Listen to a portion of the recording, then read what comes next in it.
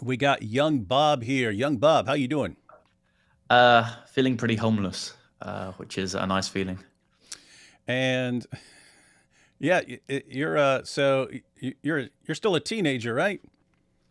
Yeah, I'm 17 and genealogically kind of out there, considering everyone accuses me of being Bob's son.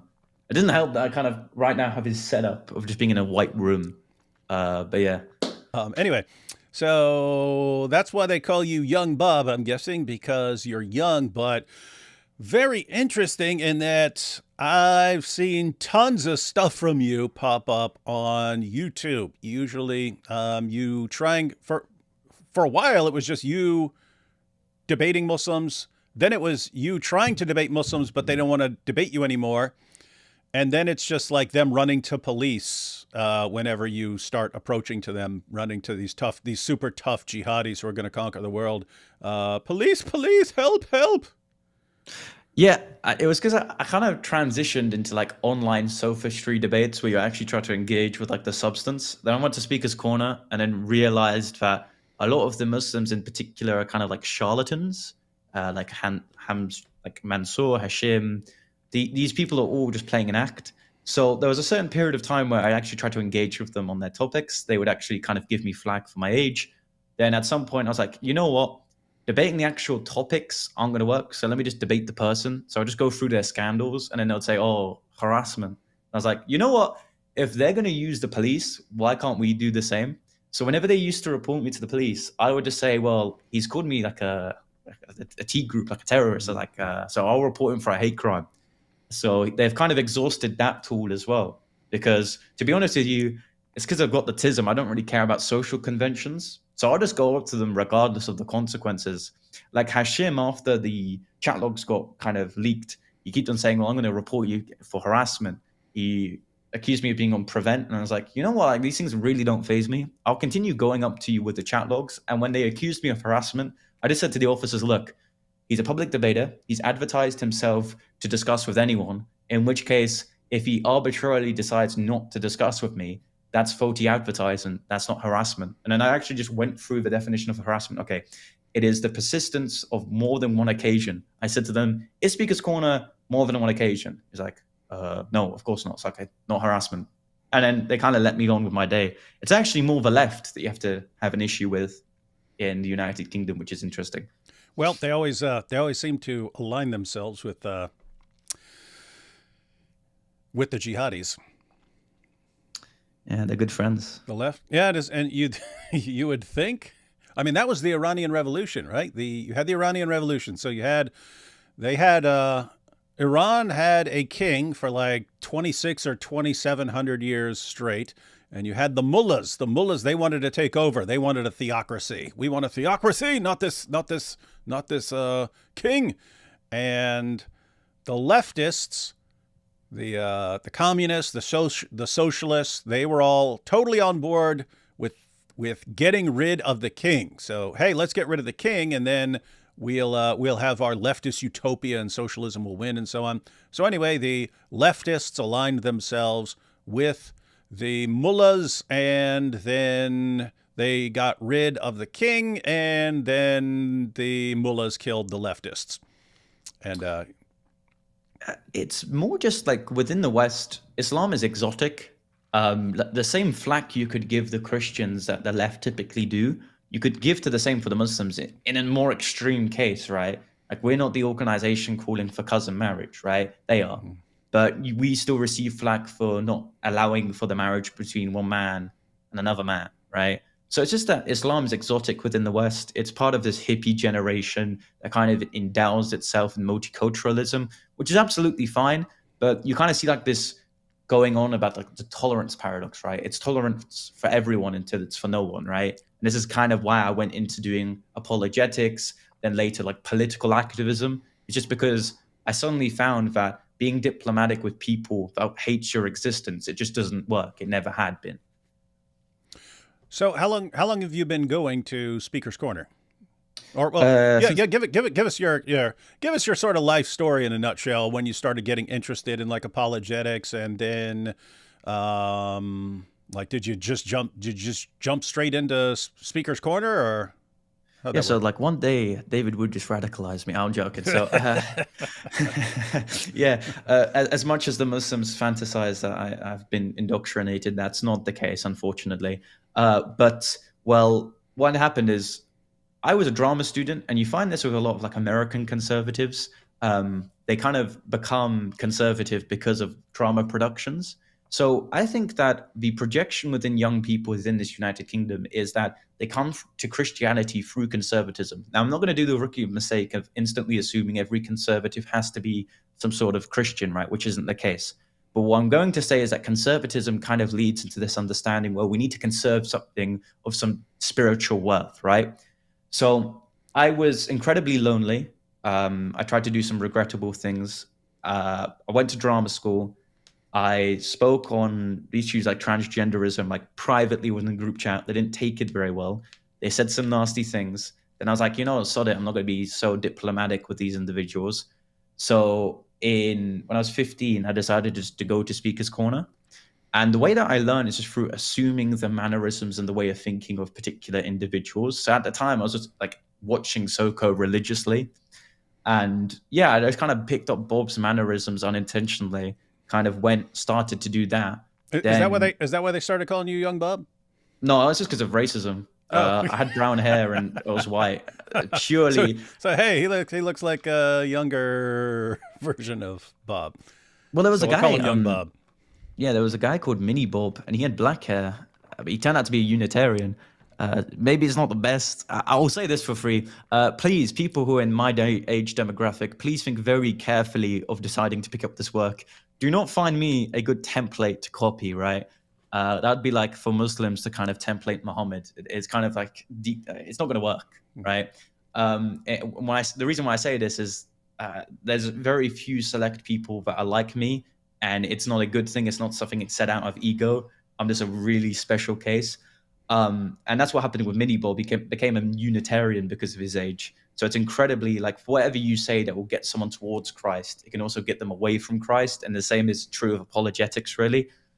But yeah, I started when I was 15. I was picked up by Turning Point UK as their youth ambassador when I was 16. I just used to go to university campuses and kind of used what I learned theologically and kind of applied it to politics. But the reason why I became so political was because of Speaker's Corner. I saw that the Muslims at the park didn't integrate typically well with the West. Like, there's a guy called Billy at Speaker's Corner. He says that whenever there's a fight that kind of breaks out, it's always the usual suspects, and it's true. They don't really integrate well. Like this saying is true. Like the religion of Islam typically doesn't play well with other religions. So I got picked up from Turning Point, then recently got exposed on X for firstly having an egg cracked at my head because I was discussing on liberalism in Camden Town, but also because I was going outside of migrant hotels. And for the American audience, essentially in the United Kingdom, you can go on a boat to Calais to Dover, claim asylum, and you'll be housed in a 5-star hotel. So I was doing speeches outside of these hotels because they were causing issues in local communities with people committing antisocial behavior crimes just because these are frustrated men coming by themselves, fighting age. And I used a lot of my anecdotes from Speaker's Corner. Like I even started speaking about, and this is incredibly hilarious. You've got a bunch of conservatives, and Speaker's Corner is quite an enclosed system. I was discussing with them about Muhammad Hijab's secret second wife, which I found magnificent, by the way. The fact that I was able to preach to conservatives and patriots that never heard of Speaker's Corner. Yeah, there's a guy called Hijab, and he's lying about his second wife.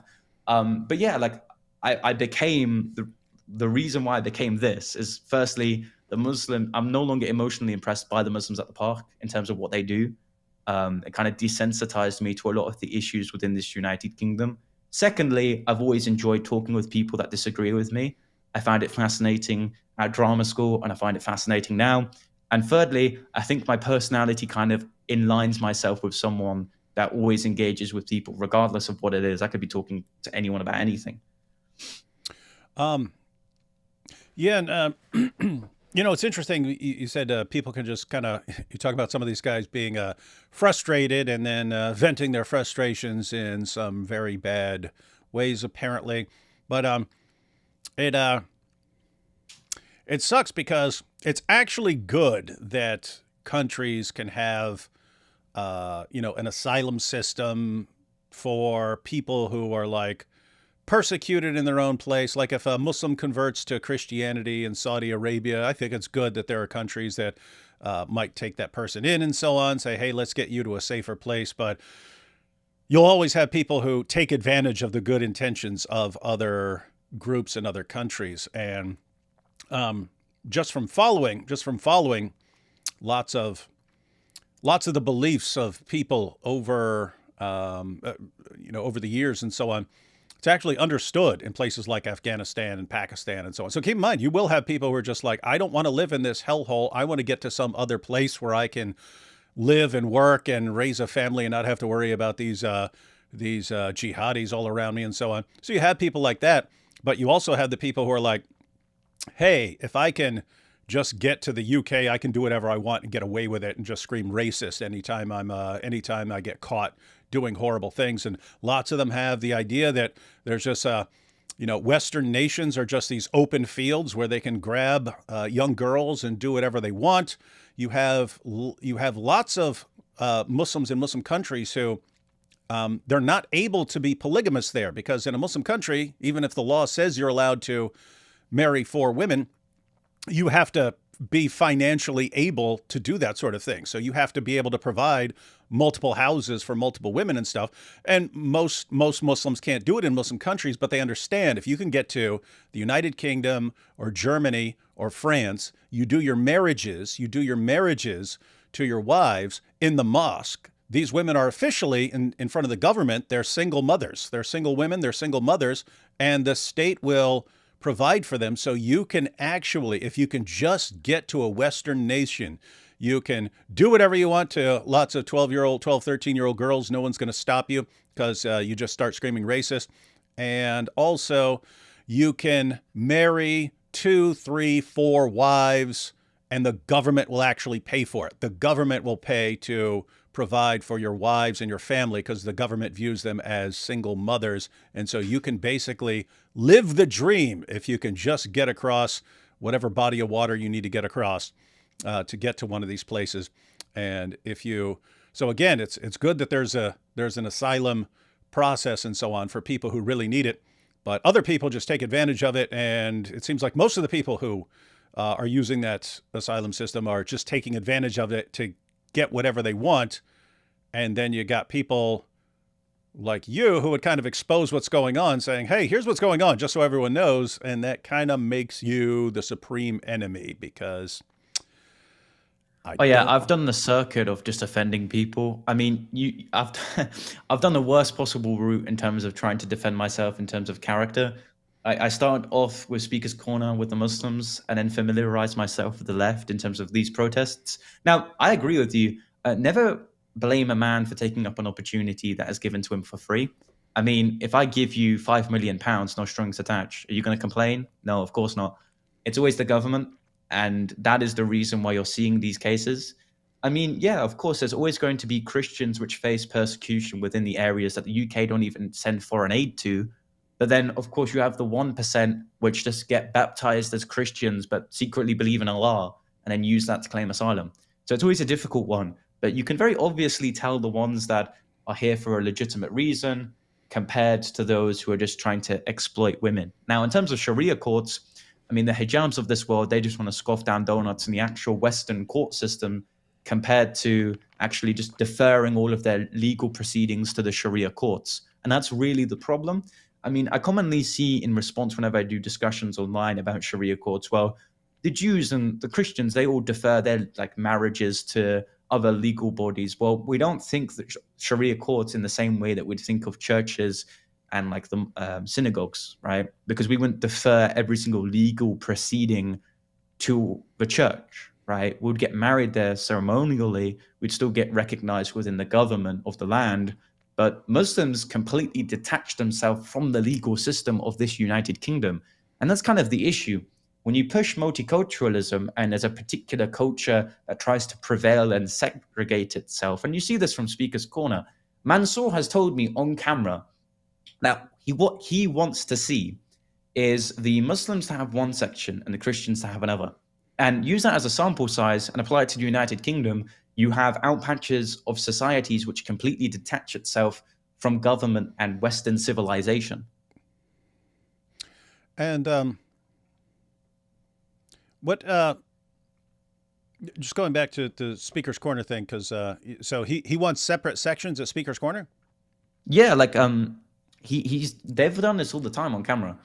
I try to engage with them because look, my understanding is, well, firstly, there's no fruit in just talking to these individuals in isolation of the cameras, because at that point you're just essentially talking to an Islamic wall, because they're going to change their positions, right? Mm-hmm. But in terms of the kind of following that they keep, imagine them seeing a 17-year-old winning a discussion over Mansour, right? Mm-hmm. I did this with hijab. The only discussion That's available. That's the main reason they hate you, right? You're an embarrassment to them, right? If you run up to them and can embarrass them on whatever topic they are, and you're a 17-year-old kid, and some of these guys have been doing this 20 or 30 years. You learn the Dawa script, you pick up the Dawa script, and you can respond to the Dawa script. Massively embarrassing. I mean, the only thing more embarrassing would be if it was like a teenage girl, right? Because then they're supposedly intellectually Well, that's haram. yeah, that would be they would view that as intellectually deficient and so on. But yeah, so I think, and by the way, I think that's part of the reason. It's in a different way, but I think that's part of the reason Ijaz is obsessed with you now and doxing you. Ijaz, he's always wanted attention. He has the same like ego as someone like Muhammad Hijab, right? Thinks he's supposed to be the champion of Islam, but he's looking around and Muhammad Hijab becomes super popular. Ali Dawa becomes super popular. And Ijaz is just sitting there and people ignore him. And he doesn't get any attention unless he doxes someone. But he's sitting there looking at you saying, this guy just came along. He's already schooling our top guys, and they're running from him and running to police over him. And he's becoming popular, and he just came out. And meanwhile, Ijaz has been trying to get attention for 20 years and still can't get attention except for when he's doxing people. And I think it's just like, it crushes him emotionally and psychologically. It's like, you're traumatic to Ijaz. But for the rest of the guys, yeah, it would just be humiliating for some let me put it this way. If you're a Dawa guy and you see a 17-year-old Christian walking up to you, if they didn't know you, if you're a Dawa guy and you see a 17-year-old Christian walking up to you, it's like, oh, awesome. This is going to be awesome. I get to just totally lie to this guy left and right. He's not going to know the Dawa script. He's not going to know how to defend Christian theology. He's not going to know any of this stuff. And so I can just crush this kid. And then it doesn't happen. And then now they actually apparently just have to run to police whenever you show up. Well, that's what happened originally. Like the first discussion I had at Speaker's Corner was with a Mr. Paul Williams. Now, I had already been familiar with his blog post on trying to make compatible sodomy with Islam. So I always found that quite interesting. But he always does a script, and I can reduce ministries within Islam to a few talking points. Like I think the Dawah script is now customized to a particular individual. So he always goes on, well, this convergence of Tawheed and the Shema, like stuff like that. And I already knew what he was going to say. So I was just going to say, you know what, I'm going to do like pure philosophical sophistry on Tawheed. So he was going through his little script. I was like, okay, fantastic. Islam is so simple. And then I just straight in went with like a syllogism against composition, because I was a massive TikTok sophist. I'll always admit that from the offset. And he bloody hated it. So then he ran away. So I just followed him with and I was reading the blog post. I was like, hey, so why do you believe sodomy is like compatible with Islam? Is this the version of like Sunni Islam you're trying to give to like young boys? Also, why did you originally come to me? If we're preaching that type of content and you believe sodomy is compatible with Islam, yeah, that's pretty creepy. This is what you're talking. This is what you're talking to the young guy. This is what you're telling to the young, the teenage Christian. Yeah, man. They always accuse the priests, but it's always got to be them. Bro. This weird stuff. So they were interested in talking to you when they didn't know you could you could actually hold your own and crush them on some point. So we've seen clips of like what you're talking about with like Hashim and so on running to police, save me, there's a 17-year-old, he's crushing me. But But is that just standard now? Because I was going to go to Speaker's Corner multiple times this year, but not allowed anymore. But last year I went to Speaker's Corner, and I really thought I was going to get there, and that because we'd seen the videos of like Hatun and stuff back in the day, where it would be her, and she'd be surrounded by like 50 Muslims and stuff like that. So I thought we are going to go there, and Muslims are going to be around us, and it was going to be this awesome free for all debate. And apart from that little guy they call Scrappy or whatever, and a couple of guys who were like there were some Quran only Muslims and stuff. They came up, had a good conversation. So there were it's basically like not the regular Sunni Muslims who are willing to have a conversation. They all ran. They didn't want to come anywhere near any of us. And then even like Mansour, when he saw God Logic, he didn't know who God Logic was, and he was happy to have a conversation with God Logic until God Logic actually showed that he knows what he's talking about. Then Mansour, he didn't want to talk anymore, and he said, "I don't want to talk about this. I don't want to talk about this." And he literally runs across he runs across Speaker's Corner and starts having a discussion with a woman over there. Then he was totally willing to have a discussion because he found a woman who didn't know anything about the Dawa script and so on. So, is it your experience now that? Because again, I'm wondering, is it particular Muslim? Because I was just there that one day last year. Yeah. So is it all the Dawa guys now? Are they only willing to engage with people who don't know the Dawa script, or is that just like certain people? Islam is kind of like this corporate entity now. I think it's looking at its capital, like it's looking at this monopoly that it possesses, and it's just seeing it's no longer economically feasible to risk that against the Christians. So yes, there is a form of blacklisting, but also there's now this concept of defamation, right? So of course, naturally, as it comes out that these very pious Muslims were doing unpious things, they kind of want to deflect. And I actually think there's a genuine ignorance with Islam. They always accuse us at Speaker's Corner of being secretly funded by whatever organization they want to kind of make a controversial, just bad things. And typically, I think that's just a deflection, that they secretly just assume that their opposition is doing the same thing that they're doing. So it's a corporate entity. They no longer see it as economically feasible. And now there's this new tool to its possession called defamation. It just wants to defame and libel different people. So yeah, there is no actual engaging with Muslims at the corner. And that's why I've kind of transitioned my work at Speaker's Corner, because in a debate with an interlocutor, you can either debate the idea or the person, right? The person who possesses this idea. Now, you're no longer able to discuss the idea with Muslims. You can only discuss about the person, because it's way easier, even if you don't engage, if you just read the scandal of a particular Dawahgandist, it's way easier to get that on screen and it even be transmitted by the Islamic channels, and people question, because they question the person, they also question the idea, compared to just speaking to an Islamic brick wall, because you can't really debate with someone who's not going to engage with you, because a lot of the times, a lot of arguments are kind of premised around different questions or points that they kind of have to agree to then come to a conclusion. So it's incredibly difficult to now debate the idea at Speaker's Corner. The person is kind of what you ultimately want to go towards.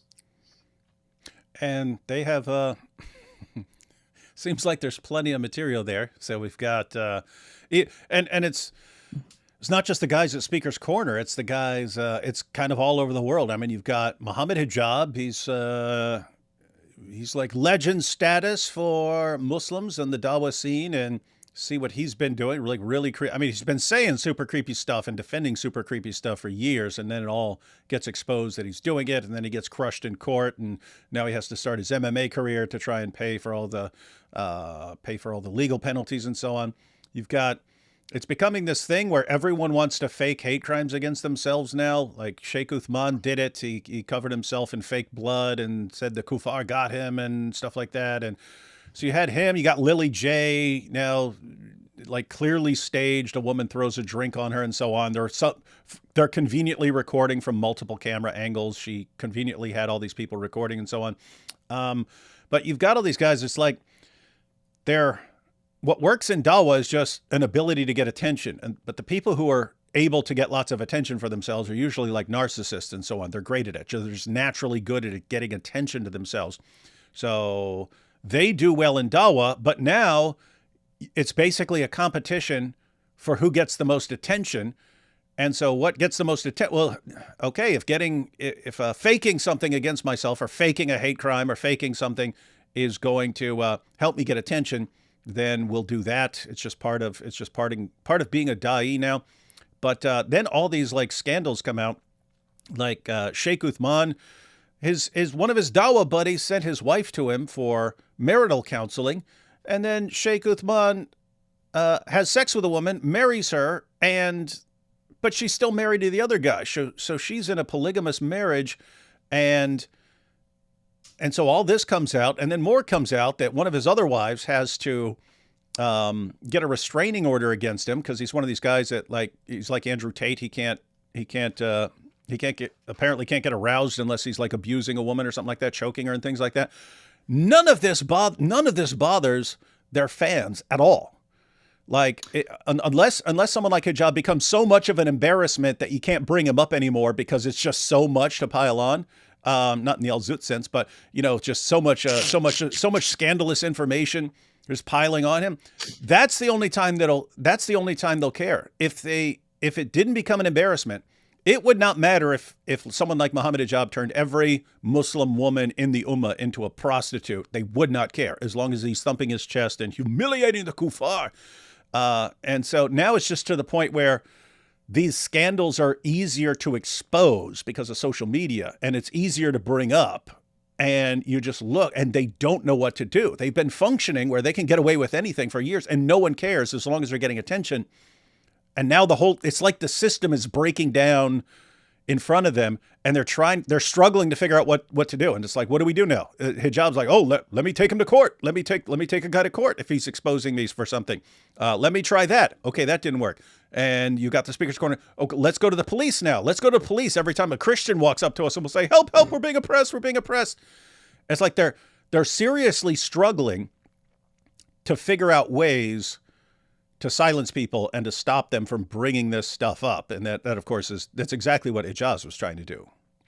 Yeah, I actually think that on like the common Islamic laity, a lot of people, and this is because of course I'm young, like I'm now able to experience like people in my college, for example, like the Muslims there, because there's so many of them, what they think about these people that I'm engaging with. And I'll tell you this for free.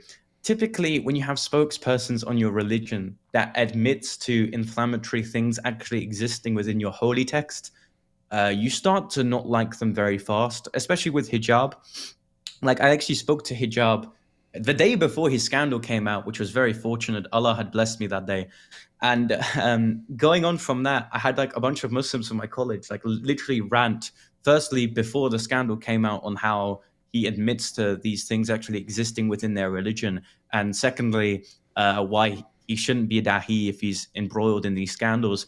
And it just demonstrates that outside of this enclosed system at the corner and their supporters, which of course have very thick pockets, a lot of Muslims don't like it because Muslims, as much as the West is being changed by Islam, Islam is also being changed by the West in some degrees. So when you say things are anti-Western, a lot of Muslims on the laity level don't like it. So there is a degree of hope there. There's a degree of change. If they keep on exhausting their tools to kind of make people out to be dishonest and it kind of backfires on them, like with hijab, like with Hijaz, it's going to backfire them immediately, the supporters that they have. And I think that these dahis are almost running a cult-ish system in the way that you either extremely love them and you dedicate yourself to them, or you extremely reject them and what they teach. So I think that's a point to be made. Secondly, like with the point of Hijaz, well, look, I firstly appreciate that he's using the information of my transgender auntie because it demonstrates the point that Hijaz is allying himself with an individual who cut her breasts off. So thank you, Hijaz. You're demonstrating that only does Paul Williams agree with sodomy within Islam. Hijaz agrees that instead of Allah cursing the man who dresses like a woman, you in fact can do that.